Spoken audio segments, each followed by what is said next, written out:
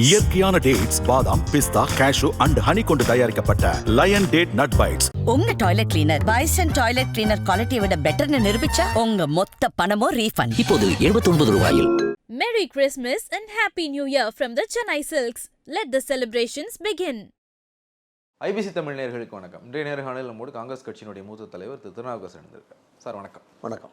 அதிமுகவினுடைய இப்போதைய நிலை பற்றி உங்கள் கருத்து என்ன? நீங்கள் வளர்த்த கட்சி, நீங்களும் வளர்த்த கட்சி. ஆமாம், அதிமுக சொன்ன மாதிரி அதிமுகவில் நான் வளர்ந்துருக்கேன். தொடக்க காலங்களில் எனக்கு அரசியல் வாழ்க்கை கொடுத்தது எம்ஜிஆர். அதிமுக தான் என்னை பிரபல்யமாக்கினது அதிமுக தான், சந்தேகமே கிடையாது. அதிமுகவை நான் வளர்த்துருக்கேன். நான் சொன்ன மாதிரி நான் வரும்போது நான் ஒத்தையாக ஜெயித்தேன். அதே மாவட்டத்தில் எல்லா தொகுதியும் ஜெயிக்கிறதுக்கு நான் ஆரம்பியெல்லாம் பாடுபட்டிருக்கோம். அதே எம்ஜிஆர் முன்னிலைப்படுத்தி தான் அஃப்கோர்ஸ். பட் அந்த மாதிரி ஒரு கட்சி இன்றைக்கி நடக்கிற கட்சியில் நடக்கிற சம்பவங்கள் எனக்கு வருத்தம் தான் தருது, வருத்தம் அளிக்கக்கூடிய விஷயம் அப்படி தான் சொல்லுவேன். நான் அந்த கட்சியில் இல்லை, இருந்தாலும் அந்த கட்சியில் அந்த கட்சியை வளர்த்தவங்கிற முறையிலையும் ஒரு கட்சியில் இளைஞரணிங்கிறது இப்போ ஸ்டாலினே இளைஞரணி செயலாளர் தான் இருந்தார். இப்போ உதயநிதி ஸ்டாலின் இருக்கார், அது முதுகெலும்பு மாதிரி ஒரு கட்சி. அதே மாதிரி அந்த கட்சி எம்ஜிஆர் இருக்கிற போது நான் இளைஞரணி செயலாளர். பல பேர் இன்றைக்கி இருக்கிற முக்கிய தலைவர்கள் பல பேர் என்னால் காலேஜிலேருந்து கொண்டு வரப்பட்டவர்கள். அதுக்கப்புறம் எம்எல்ஏ ஆனாங்க, எம்பி ஆனாங்க, மந்திரி ஆனாங்க. இன்றைக்கி நான் வரிசையாக சொல்ல முடியும். பல பேர் நான் கொண்டு வந்த ஆள்கள் தான் கட்சியிலும் கூட முக்கியஸ்தலாக இருக்காங்க.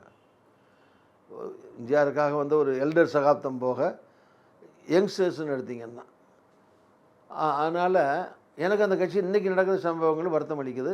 ஈவன் ஸ்டாலினே வருத்தப்படுவார் தான் சொல்லுவேன். ஏன்னா அவர் என்றைக்குமே மோடி மாதிரி அல்லது ஒரு ஜனநாயக உணர்வுள்ள யாருமே தான் மட்டும்தான் வரணும், தனி நபரில் கூட பக்கத்து வீட்டுக்காரனும் நல்லா இருக்கணும் தான் மனுஷன் நினைக்கணுமே தவிர நான் மட்டும்தான் நல்லா இருக்கணும், பக்கத்து வீட்டுக்காரன் இடிஞ்சு போகணுன்னு நினச்சானா மனுஷனே இல்லை. அரசியல் கட்சியும் தனிநபருக்கும் அப்படி தான், மனுஷன் கட்சியும் அப்படி தான். என் கட்சி மட்டும்தான் இருக்கணும், எல்லா கட்சியும் அழிச்சிடணும்னு ஒரு நினச்சா அரசியல் தலைவரே கிடையாது. அதுவும் ஜனநாயக நாட்டில் ஆளுங்கட்சி எப்படி பிரதான கட்சி முக்கியமோ அதே மாதிரி எதிர்கட்சியும் முக்கியம். ஒரு தங்க விளக்காக இருந்தாலும் தூண்டுகோல் வேணும்பாங்க. அது மாதிரி எல்லாருமே மனிதர்கள் தவறு செய்யக்கூடியவர்கள் தான். அரசியல் கட்சிகளும் சில நேரங்களில் அவங்க கொள்கை ரீதியாகவும் தவறுகள் நடக்கலாம், வேலைகளையும் நடக்கலாம். ஒரு 25-30 மந்திரியை வச்சு தான் பண்ணுறோம். அதில் நல்ல மந்திரி, பேர் வாங்குகிற மந்திரியும் சில பேர் இருப்பாங்க, கெட்ட பேர் வர்ற மந்திரியும் சில பேர் இருப்பாங்க. ஸோ இதெல்லாம் அங்கே நடக்கிற நிறை குறைகளை சொல்கிறதுக்கு ஒரு பிரதான எதிர்கட்சி தேவை. அது வலுவான எதிர்கட்சியாக இருக்கணும். அந்த விதத்தில் இருக்கிற அதிமுக இருக்கணும். இப்போ அதிமுகன்னு எடுத்திங்கன்னா நான் ஏற்கனவே சொன்ன மாதிரி எது அதிமுகன்னா கட்சி கொடி, கட்சி பேர், அந்த கட்சி அலுவலகம், ரெட்டலை மெயினாக, அங்கே இருக்கிற பணம். இப்போ எல்லா கட்சியிலையுமே இப்போ பிஜேபின்னா இப்போ அதிகாரபூர்வமாகவே இப்போ பணம் வசூல் பண்ணலான்னு வந்துச்சு தேர்தலுக்கு. எல்லா பெரிய நேஷனல் கட்சிகளும் மாநில கட்சிகளும் எல்லாம் 2000 கோடி, 1000 கோடி, 500 கோடி அவங்க எல்லாம் தான் கணக்கு கொடுக்குறாங்க. எல்லா கட்சியும் எந்தெந்த கட்சியில் எவ்வளோ இருக்குன்னு தான் வெளியே வந்துடுது. இப்போ அங்கே ஒரு உதாரணத்துக்கு ஒரு 500 கோடி இருக்குன்னு வச்சுங்க. அந்த 500 கோடியை வச்சுட்டு கட்சி நடத்துறது எளிதாக இருக்குமா, வெளியே வசூல் பண்ணிட்டு கட்சி நடத்துறதுக்கு ஈஸியாக இருக்குமா? அதனால் அதுதான் கட்சி. அதில் யார்கிட்ட இருக்குது? எடப்பாடிகிட்ட இருக்குது. இத்தனையும் 5 வருஷம் 4 வருஷம் அவர் சிஎம்மாகவும் இருந்துட்டார். இந்த சண்டைகள் எல்லாம் ஜெயிச்சு பொதுச் செயலாளரும் இருந்து கட்சி நடத்திட்டு இருக்கார். அப்போ அதான் கட்சி. இருந்தாலும் சின்ன சின்ன சேதாரங்களுங்கிறது அது இவர் தானே போனார் அதனால் ஒன்றும் இல்லை, அவர் தானே போனார் அதனால் ஒன்றும் இல்லைன்னு சொல்ல முடியாது. பிஎஸ் இஸ் நத்திங், ஒன்றும் இல்லைன்னு சொல்ல முடியாது. இப்போ போனது ராம்நாட்டில் போட்டி போட்டார், பலாப்பழம்னு ஒரு சின்னத்தில் புதுசாக நிற்கிறாரு. ரெட்டலை பாப்புலர் தானே, ரெட்டலை எதிர்த்து ரெட்டலை 1 லட்சம் வாங்குது, இவர் எப்படி 3 லட்சம் வாங்கினார்? பிஜேபிக்கு 3 லட்சம் ஓட்டுங்க கிடையாது. அதே மாதிரி இப்போ தினகரன், அவர் ஒன்றும் மந்திரியாக இருந்ததில்லை, பெரிய பதவிகள்லாம் இருந்ததில்லை. ஜெயலலிதாவோட கூட இருந்தார், போனார், சசிகலா உறவினர். அதை வச்சுக்கிட்டே கூட அவர் அந்த அம்மா பேரில் அம்மா முன்னேற்றம்னு ஒன்று ஆரம்பித்து அங்கே ஆளை போட்டு அவர் ஒரு 10-15 இடத்துல 10,000 20,000 30,000 வாங்கி 15 இடத்துல அதிமுக தோக்கடிச்சிட்டார்ல. அதுக்கு ஒரு காரணமாக இருந்துட்டார் இல்லையா? ஸோ அவர் யார் எக்ஸசைஸ் எடுத்தேன்னா ஜஸ்ட் லைக் தட் தினகரன் யார் போனால் போகிறாரு அப்படி சொல்ல முடியாது. அந்த மாதிரி சேதாரங்கள் இல்லாமல் அதை தவிர்த்திருந்தால் நல்லா இருந்திருக்குங்கிறது என்னுடைய கருத்து. இவங்களும் வெளியே போனவங்களோ நீக்கப்பட்டவங்களோ ஒரு தலைவர்னால் ஒரு கட்டுப்பாடு இருக்கணும். யாரோ ஒரு சின்ன தலைவரோ பாப்புலர் தலைவரோ பெரிய தலைவரோ இருக்கிறவங்க தனக்கு கட்டுப்பட்டு நடக்கணும், தன்னுடைய தலைமையை ஏற்றுக்கிட்டு இருக்கணும். கட்சிகளே இருந்துக்கிட்டு தலைவருக்கு விரோதம் பார்த்தீங்கன்னா எந்த தலைவர் வச்சுக்குவாங்க? அதனால் அவர் நீக்கினது அவர் பாணியில் கேட்டிங்கன்னா இவங்க என்னங்க கூட இருந்துட்டு எனக்கு இம்சை பண்ணார் நான் நீக்கினேன்னு அவர் எடப்பாடி சொல்லலாம். ஆனால் மொத்தத்தில் நடந்து தானே நீக்கினாரோ போனாங்களோ அந்த நிகழ்வுகளால் ஏற்பட்டிருக்கிற விளைவுகள் இருக்கு இல்லையா, அந்த விளைவுகளை என்ன கேட்டிங்கன்னா, அதனால் அந்த கட்சியினுடைய நிலைப்பாடு என்னன்னு என்ன கேட்டிங்கன்னா எனக்கு வருத்தமளிக்கக்கூடியது. அது அவ்வளோ சிறப்பாக இருக்கிறதுன்னு சொல்ல முடியாது. இது ஒரு ரொம்ப நேரம் எடுத்து பதில் சொல்ல வேண்டிய ஒரு கேள்வி தான். நான் உங்கள்கிட்ட சுருக்கமாகவே இந்த கேள்விக்கான பதிலை எதிர்பார்க்குறேன். அதிமுகவினுடைய வரலாறை கொஞ்சம் அதிகமாக படித்தவன் அப்படிங்கிற முறையிலையும், அதிமுக தொடர்பாக நிறைய பேசியிருக்கேன் அப்படின்ற இடத்துலையும், ஒரு குறிப்பிட்ட காலம் வரைக்கும் அதிமுகவினுடைய அடையாளங்களில் ஒருத்தராக திருநாவுக்கரசர் இருந்தார். இப்போ சமீபத்தில் ஒரு 7 வருஷத்துக்கு முன்னாடி வந்த வடசென்னை படத்தில் கூட ஒரு காட்சி வரும். அதிமுக யார் அடுத்த தலைவராக வருவாங்க அப்படின்னு பேசும்போது ஏன் எங்க திருநாவுக்கரசர் இல்லையா, அவர் வருவார்ல அப்படிங்கிற மாதிரியான ஒரு வசனம். ஜெயலலிதா டாப்பு கொண்டு அந்த வசனம் அந்த டைரக்டர் பெரிய டைரக்டர், நான் சொல்லலாம் அவர் சொல்ல அந்த வசனம் அந்த படத்தில் இருந்தது. ஜனங்களுடைய ஃபீலிங். ஏன் திருநாவுக்கரசர் அதிமுகவினுடைய அந்த முதல் வரிசைக்கு ஒரு இடத்தை தாண்டி வர முடியாமல் போனதுக்கான காரணம் என்ன? சரி, நான் நினச்சது நடந்ததுன்னு சொல்லுவேன். நினச்சது நடந்ததுன்னு எப்படின்னா, என்னுடைய அரசியல், சில பேர் நீங்கள் அரசியல் ரீதியாக நான் என்னுடைய கால்குலேஷனில் மிஸ்டேக்கு அப்படிலாம் சொல்ல முடியாது. புரட்சி எம்ஜிஆர் மறைவுக்கு பிறகுன்னு வச்சுங்களேன், அவர் உயிரோடு இருக்கிற போதும் பிரச்சனைகள் இருந்தது, அவர் இருந்தார், பிரச்சனை இல்லை. மறைவுக்கு பின்னாடி யார் கட்சியை நடத்தணும் அப்படின்னு வர்ற போது தலைவருடைய சம்சாரம் ஜானகியம்மா, ஜெயலலிதா இப்போ பொறுப்பில் இருக்காங்க, எம்பியாக இருக்காங்க, தலைவருக்கு வேண்டியவங்க, அதுக்கு மேலே அதை விளக்க வேண்டியதில்லை. அது இப்போ இந்த மாதிரி சூழ்நிலையில் வேண்டியவங்களை காட்டிலும் மனைவி முக்கியமானவங்க தானே. இருந்தாலும் நான் மனைவியை ஆதரிக்காமல் ஜெயலலிதா அவர்களை ஆதரித்தது காரணம் என்னென்னா, இவங்க தொடர்ச்சியாக பிடிச்சி எம்ஜிஆரால் கொண்டு வரப்பட்டு 82லேருந்து அவர் மறைவு 87னா ஒரு 5-6 வருஷம் இருந்துட்டாங்க. அதுக்குள்ளே எம்பி, கொள்கை செயலாளர் தமிழ்நாடு முழுவதும் அனுப்பி, என்னையே அனுப்பி கூட்டம் போட சொன்னார். அறந்தாங்கள பெரிய கூட்டத்தை போட்டேன், இந்த மாதிரி முத்துசாமி போட்டேன், இல்லை பல பேர் தமிழ்நாடு முழுவதும் போயிட்டு வந்தாங்க. ஸோ பாப்புலராக இருக்காங்க இந்த அம்மா. அது ஒரு ஆர்டிஸ்ட்டுங்கிற முறையிலையும். இப்போ விஜய் இதே விஜய் சினிமா ரங்கனில் தானே இந்த இது வருது. சாதாரண விஜய் எங்காவது ஒரு ஆஃபீஸில் இருந்து கட்சி ஆரம்பிச்சிருந்தாருன்னா அப்படி இருக்குமா, இல்லையா? அதனால் அந்த பாப்புலாரிட்டி இந்த அம்மாவுக்கு இருந்தது. அது plus additional plus MGR strength இதெல்லாம் இருந்தது.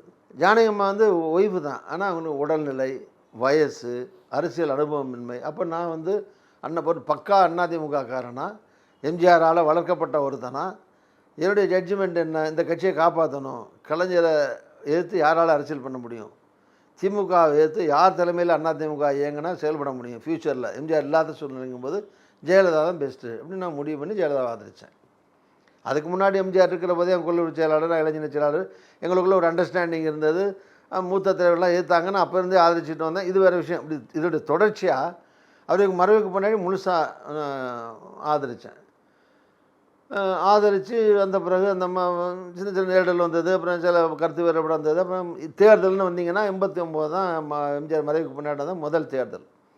அதில் வெற்றி பெற்று ஜெயலலிதா எதிர்க்கட்சி தலைவர், பிரதான எதிர்க்கட்சியினுடைய தலைவர், மூப்பனார் காங்கிரஸுக்கு தலைவர், நான் கட்சியினுடைய துணைத் தலைவர், கலைஞர் முதலமைச்சர் ஆகிட்டார்.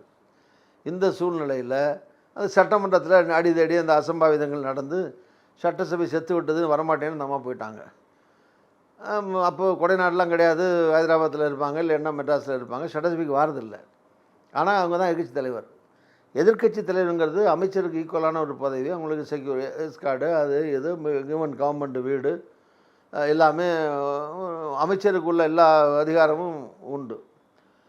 அதை ஏன் அவங்க இதையுமே பயன்படுத்தாமல் அந்த பதவியை வச்சுக்கிட்டு சட்டசபைக்கு வராமல் அந்த அம்மா எதுக்கு இருக்கணும்னு குமுகத்தில் ஒரு தலையங்க எழுதுனாங்க. சட்டசபையில் நான் கலைஞர் ஒரு அனுபவம் உள்ள தலைவர், எனக்கு நானும் அதுக்கு 3-4 தடவை வேண்டாம்ல, மந்திரியாக இருந்தேன், போனேன், வந்தேன்லாம், டெப்டி ஸ்பீக்கராக இருந்தேன். நானும் என்னால் முடிஞ்சதை அதிமுக குரல் கொடுத்தேன். அந்த குமுகத்தில் எழுதுனாங்க, ஜெயலலிதா பதவி விலையை கொண்டு திருநாவுக்கரசரை எதிர்கட்சி தலைவர் ஆக்கணும், ஆனால் அதிமுகவின் குரலை எதிரொலிக்கிறார், கொடியை உயர்த்தி பிடிக்கிறார் சட்டசபையிலாம் எழுதுனாங்க. இது அந்த மாதிரி அப்செட் ஆகிட்டாங்க.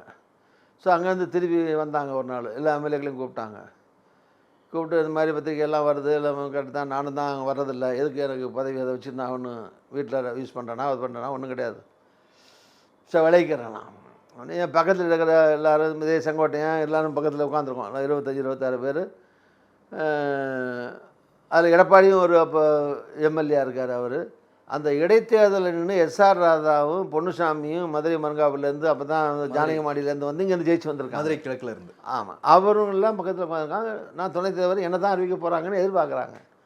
அந்த மாதிரி எஸ்ஆர் ராதாவே எதிர்க்கட்சி தலைவராக அறிவிக்கிறேன் அப்படின்னு சொல்லிட்டு நினச்சி ரூமுக்குள்ளே அந்த அம்மா ரூமுக்குள்ளே போயிட்டாங்க பார்ட்டி ஆஃபீஸில். நான் எந்திரிச்சு கோச்சிட்டு வீட்டுக்கு வந்துட்டேன். ஸோ அப்படி நேரிடல் வந்து அப்படி அதை முத்தி போச்சு. அப்போது கூட இருந்த சில பேர், ஈவன் அங்கே இருந்த உதவியாக இருந்த சில பேர், அமைச்சர்களாக வந்து கட்சியில் இருந்த முக்கியத்தில் கூட இன்றைக்கி பல பேர் வந்து திருநாவுக்கரசு நீங்கள் நம்பாதீங்க, அவர் மூப்பனாருக்கு வேண்டியவர், கலைஞருக்கு வேண்டியவர், திடீர்னு உங்களுக்கு கட்சி ஆரம்பித்து உங்களுக்கு விரோதமாக பண்ணிவிடுவார், இல்லை அவரோட சேர்ந்துருவார், இவரோட சேர்ந்துருவார், நான் தான் நிரந்தரமாக உங்களுக்கு பின்பலமாக இருக்க போகிறேன். பல பேர் கட்சியை விட்டே போயிட்டான். பல பேர் வேறு ஒரு கட்சியில் இருக்காங்க. மாற்று கட்சிகளில் போய் மந்திரியானவர்கள் உண்டு, காணாமல் போனவர்கள் உண்டு. அது மாதிரிலாம் நிறையா பேர். அதில் எல்லாரும் இல்லை, ஒரு சில பேர் எனக்கு விரோதமாக அங்கே போய் அந்த அம்மாக்கிட்ட தூவம் போட்ட சொன்ன சில பேர், அவங்க சொன்னபடி நடந்தபடி விசுவாசமாக இல்லை பல பேர். அது அப்படி இருந்தவங்க சில பேரை நம்பிக்கிட்டு, கூட இருந்த சில பேரை நம்பிக்கிட்டு அந்த அம்மா என் மேலே நான் வந்து ஒரு தனி கோஷ்டி பண்ணுற மாதிரியும், தனியாக அந்த அம்மாவுக்கு விரோதமாக நான் வந்து கலைஞரோட மூப்பனார்கிட்ட க்ளோஸாக இருந்து பண்ணுற மாதிரியும்.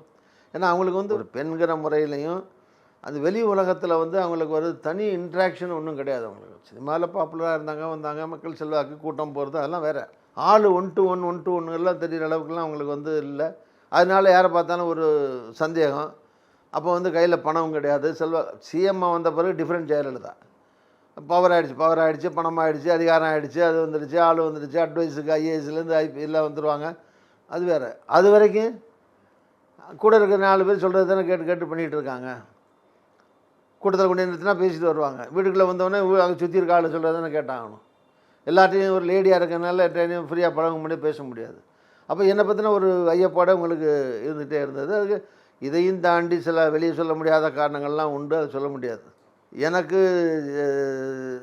ஜெயலலிதாவுக்கு, சசிகலாவுக்கு, கடவுளுக்கு மட்டுமே தெரிஞ்ச சில விஷயங்கள் இருக்குது. அது நான் இது வரைக்கும் நான் சொன்னதில்லை, இனிமேலும் சொல்ல போகிறதில்லை, இப்போவும் சொல்லலை. இப்படி பல காரணங்கள்னால நான் வந்து என்னை வந்து அந்த மாதிரி நீக்கிட்டாங்கிறது. நீக்கிற பிறகு நான் அதை நிகழ்ச்சி ஆரம்பிச்சிருந்துச்சு. அதுக்கு பிறகு நான் என்னுடைய சர்வைவலுக்கு, என்னை சார்ந்தவர்கள் நம்பியவர்களுக்கு நான் அப்போதைக்கு நான் என்ன பண்ணால் சரியாக இருக்கும், தமிழ்நாட்டிலையும் லைப்ரரிலாம் இருக்கணும், அரசியல் நடத்தணும், தமிழ்நாட்டு மக்களுக்கு என்னால் முடிஞ்ச நன்மைகளை செய்யணும் அப்படின்னு நினைக்கும் போது எது சரியாக எனக்கு பட்டதோ அதை செய்துக்கிட்டு வரேன். அவ்வளோதான். நான் முன்னாடியே சொன்னேன், இது வந்து ஒரு நீண்ட நேரம் எடுத்து ஆமாம், அது மதிக்கப்பட வேண்டிய விஷயம்னு சொல்லிட்டு ராமாயணம் மகாபாரதம் மாதிரி போயிட்டே இருக்கும். அது நான் கேமராவிலே அந்த கோரிக்கையும் வச்சுறேன். நீங்கள் அதுக்கான ஒரு நேரமும் வந்து எனக்கு கொடுக்கணும் அப்படின்னு கேட்டு இணைவு கருத்து போயிருக்கு. மிக்க நன்றி.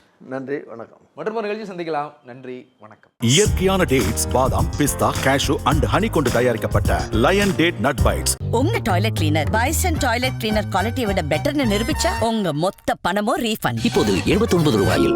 Merry Christmas and Happy New Year from the Chennai Silks. Let the celebrations begin.